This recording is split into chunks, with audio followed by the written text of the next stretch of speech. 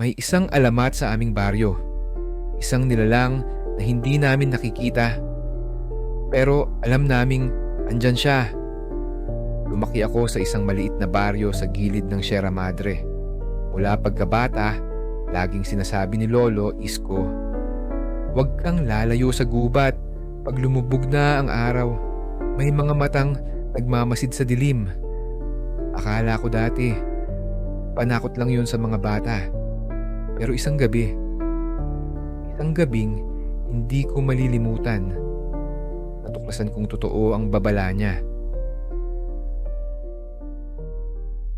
Malamig ang hangin, madilim ang gubat. Kasama ko si Ador, ang matalik kong kaibigan. Bit-bit ang aming flashlight at pana. Dahan-dahan kaming lumusong sa kagubatan. Tahimik ang paligid, masyadong tahimik. Wala ni isang kuliglig, wala ni isang ibon. Tapos, may napansin ako sa lupa. Malalaking yapak, hindi pangkaraniwan. "Pre, tingnan mo to." Bulong ko kay Ador. Napalunok siya. "Tara na." May masamang pakiramdam ako. Pero hindi ako natinag. Sinundan ko ang mga yapak. Para akong hinihila ng isang hindi maipaliwanag na puwersa. Hanggang sa makarating kami sa isang matandang puno. Napunit ang balat nito. Parang sinunggaban ng isang napakalakas na kamay. Tapos, biglang may nabaling sanga sa likuran namin.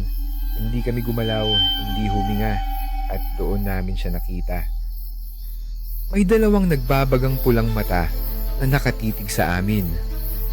Sa liwanag ng buwan, lumabas ang isang dambuhalang nilalang. Balot ng makapal na balahibo, kasing taas ng 2 tao, at may kamay na parang kayang durugin ang bungo ng kahit sino. Nang gumalaw ito, lumangit-ngit ang mga sanga. Napaatas si Ador. Nanginginig.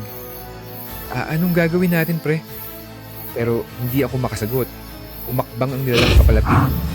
Mabigat, mabagal. Umanga ito.